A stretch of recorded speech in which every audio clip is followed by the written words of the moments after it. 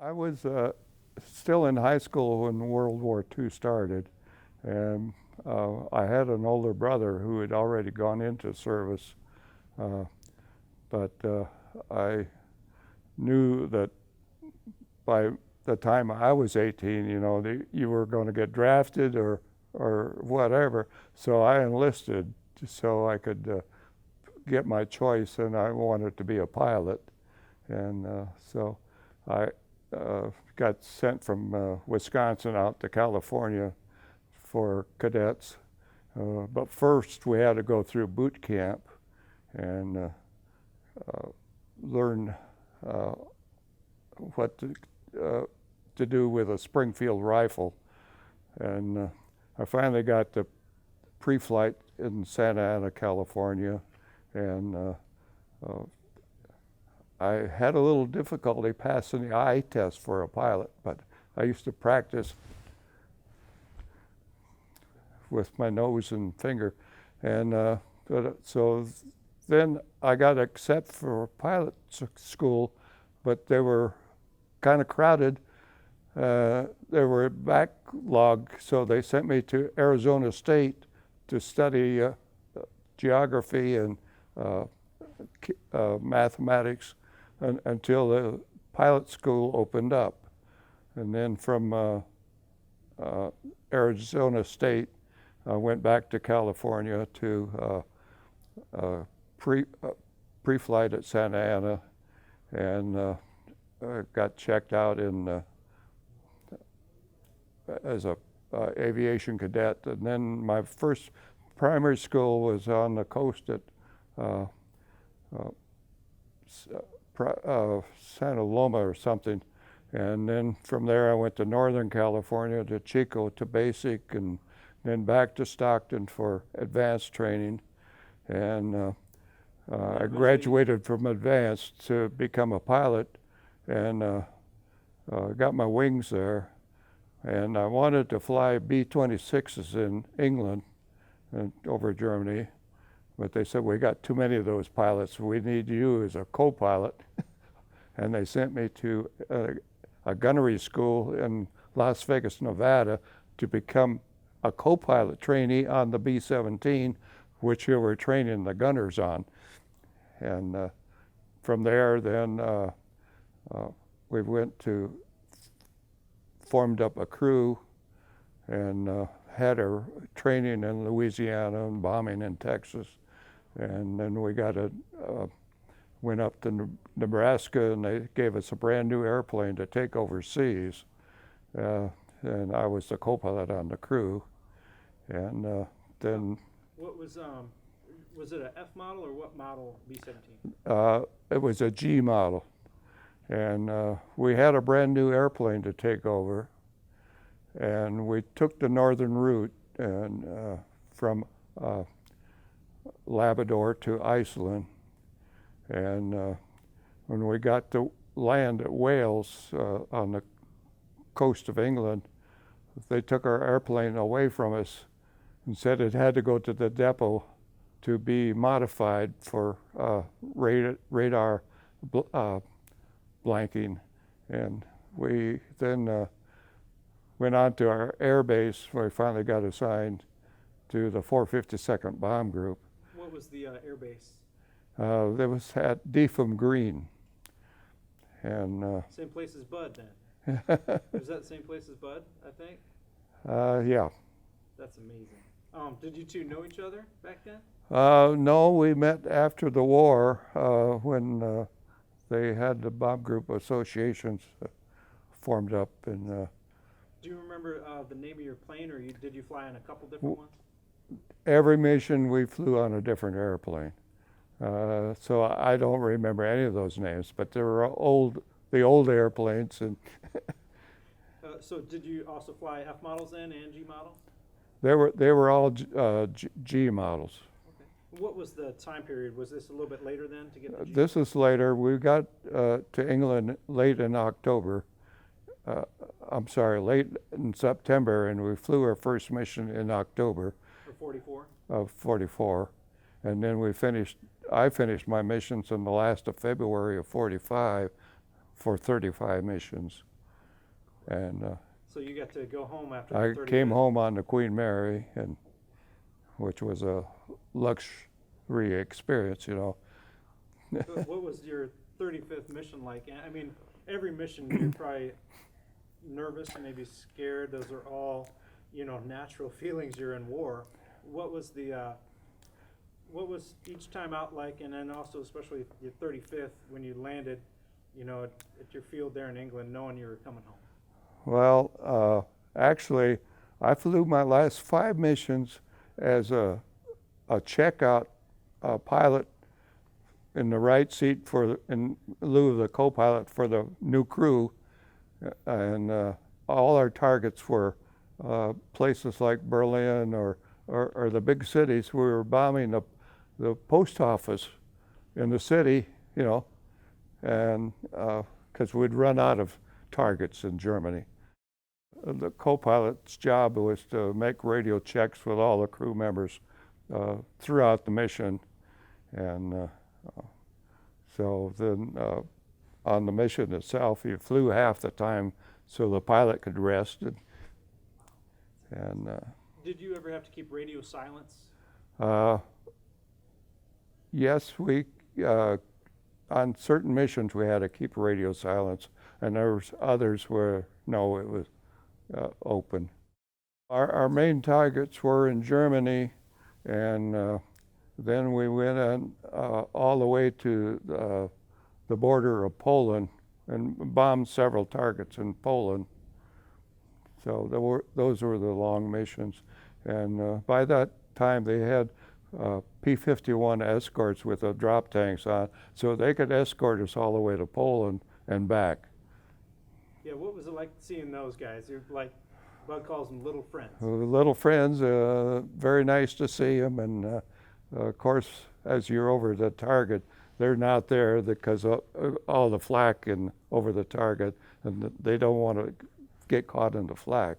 And on our first mission, we got hit in the number 2 engine and couldn't feather the propeller because the motor had been shot off on the engine.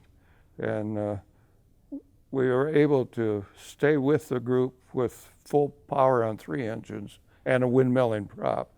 But the bombs were dropped on target, and then the bomb group made a diving turn off the target, and we couldn't keep up with them. So we had to back out of the formation, and within 5 minutes we're sitting there all alone, and didn't see any friendly fighters, and fortunately no enemy fighters. And we were busy then trying to get rid of that propeller, diving in the airplane and pulling the nose up, supposed to get the propeller to take off of, but didn't work. So eventually we gave up. The engine caught on fire and did a lot of wing damage, but it held together, and we were back, left Germany, and we're over Holland as we finally picked up some friendly P-47s on their way back to England. And they gave us a steer back to our base because our navigator hadn't been to the briefing at all.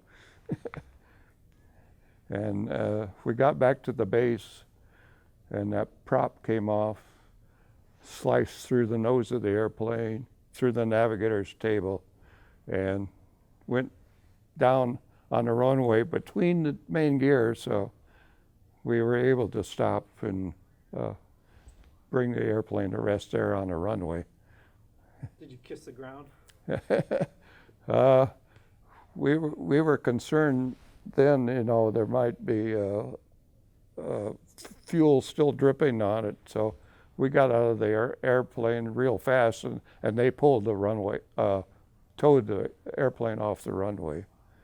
Did you ever see that plane again? I mean, they fix them up? No, that airplane was then class 26, and they took parts from it to repair other airplanes because of that fire we had, and that engine had damaged the wing spar, they thought, and they thought it wasn't safe to fly it Yeah, again. yeah, structurally it wouldn't be Yeah. sound anymore. That's amazing that you guys landed that. I wasn't expecting that story. That's incredible.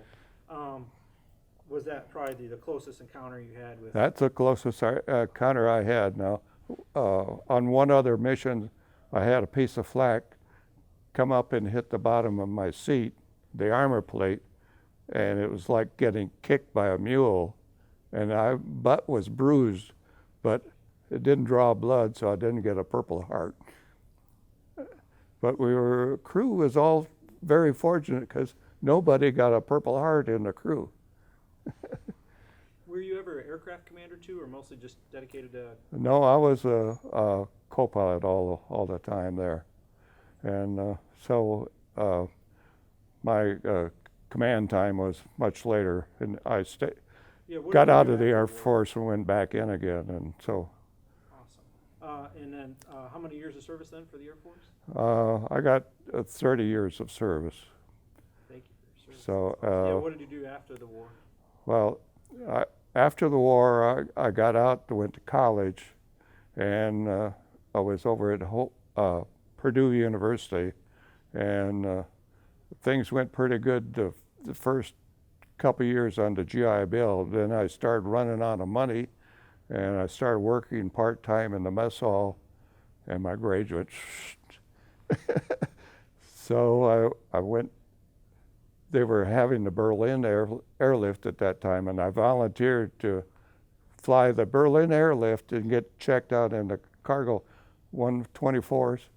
And so I was on service in Texas, and the airlift shut down, and they saw that single engine time I had when I checked out in fighters, and they said, "We need you as a flight instructor."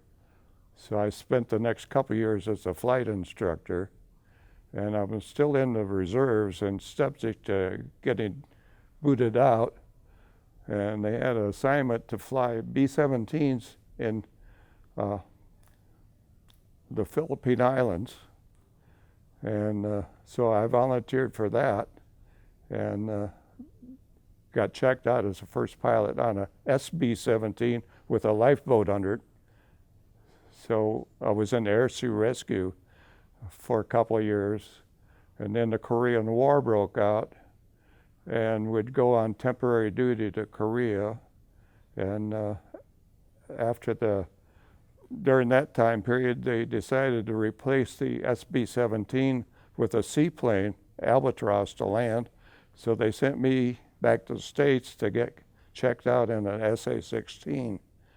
And my family had arrived in the Philippines during that time period, so I left them in the Philippines and I went back to the States and got checked out in a crew, and we took a SA-16 from the States back to the Philippines. And during the Korean War, we would go on temporary duty up into Korea or pull in alert duty in Japan while the guys in Japan were on duty in Korea. And then also you served in Vietnam as well. And so then I came back from the Philippines back to the States, and I was at Hamilton Field, and they called me up and said, "Do you want to go back to school, college?" So I went back to Purdue and got my degree with my family, and I ended up from Purdue to Wright-Patterson, assigned as an aeronautical engineering in the B-52 office. So I spent 6 years with the B-52 office on the H model, which is still flying today.